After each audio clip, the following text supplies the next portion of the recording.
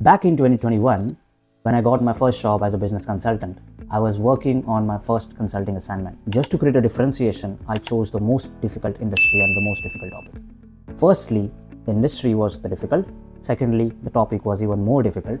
And thirdly, the mentor that I got was the tough of all. Without giving up, I started working on it. I started reading all the concepts from scratch. I started going through all the research paper. And after going through all of these for 1 month, I put in all my knowledge in a document and created a solution. Then I presented that solution to my mentor. Firstly, he was not at all impressed, which is what I was expecting. Secondly, he asked me to update the solution by almost 60%, and I had only 1 day to go for the final presentation. Thirdly, while giving me the improvements, he told me that I have been doing all the work for you. Then what did you do in last 1 month? After listening to that sentence, I felt devastated because I felt that all my work has gone into ashes. I was crying, literally crying for that. I talked to my family members, I talked to my best friend, all of them tried to give me a lot of different advices and a lot of condolences. Even though after that, I was still overthinking and I was still under a lot of stress. I couldn't even sleep that night. Somehow, I worked on the solution. I improved what he told me to improve, and next day I was ready to give the presentation. While giving the presentation, instead of bemoaning me, he actually supported me and he was defending me in front of all the people. That was surprising as well as giving a feeling of happiness to me because I was not expecting that from my mentor. And that's where I started thinking I was worrying a lot during that time. I wanted to improve this situation for the next time. So what I did is that I went on the internet and I put on that how can you stop overthinking and how can you improve the situation. Google gave me one book recommendation, which was Dale Carnegie's How to Stop Worrying and Start Living Your Life. And welcome to Fitness to Fulfillment channel. In today's video, we will understand how can you worry less or try to not worry at all and start living your life via top 5 lessons that I learned from this book called How to Stop Worrying and Start Living the Life from Dale Carnegie. So without any delay, let's get started. Now, this book was originally published in 1948, so it's a fairly old book, but the concepts which are explained in this book are totally relevant for today's fast-paced world. This book is a little bit big book, which is basically of 306 pages. So if you are reading 30 to 45 minutes per day, then you can finish this book in 20 to 30 days.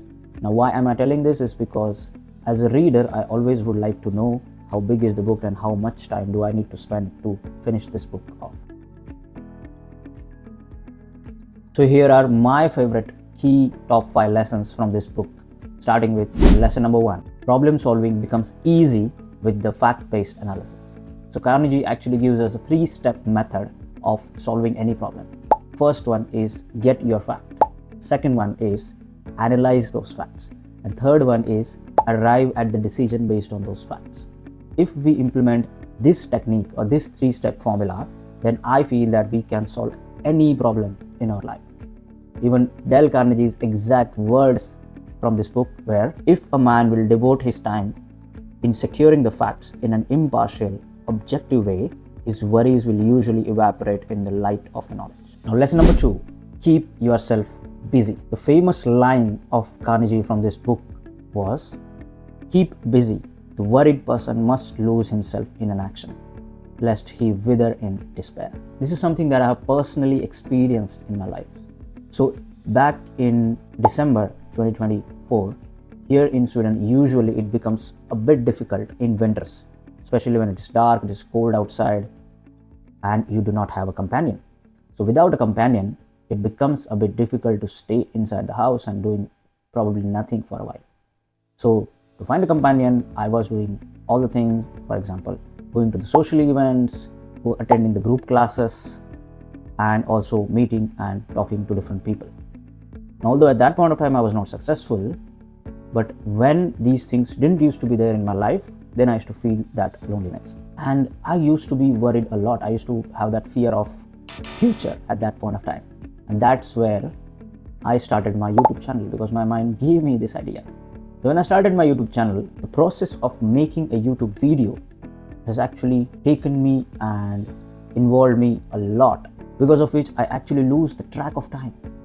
So now, although I did not have a companion, I was still working towards it, but I was not worried at all the time because I was keeping myself busy. And that is what Carnegie is trying to tell you, is that keep yourself busy with the activities which are relevant towards your goal and as well as something that you would like to follow. Lesson number 3, have a gratitude of what do you have in your life. Now Carnegie says that a gratitude is a fruit of great cultivation. You do not find it among gross people. He asks us to be grateful for what do we have in our life instead of always complaining about what we don't have. He even gives a very good example which I like the most and I always reiterate in my life.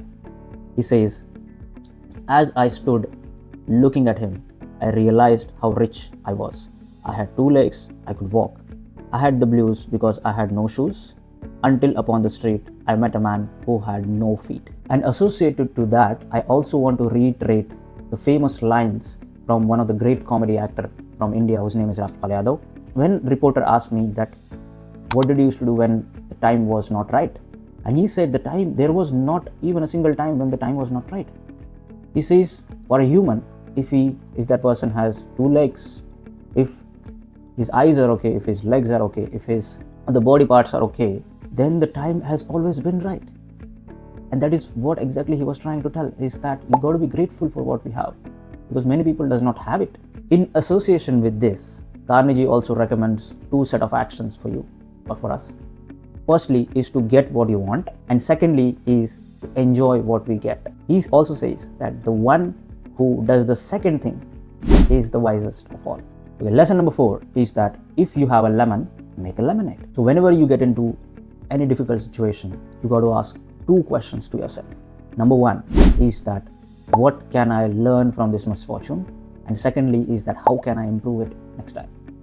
Now this is what we all need to do, is that firstly is that to understand, to answer these 2 questions and get into an action, to keep ourselves busy. So just to reiterate on what example I gave in the introduction, is that rather than worrying what will happen and stressing myself about that, instead if I would have focused only on what can I improve in that one day before the big presentation, that would have firstly kept me busy and secondly also reduced my worry. Lesson number 5, a good deed is something that brings a smile of joy on a face of another.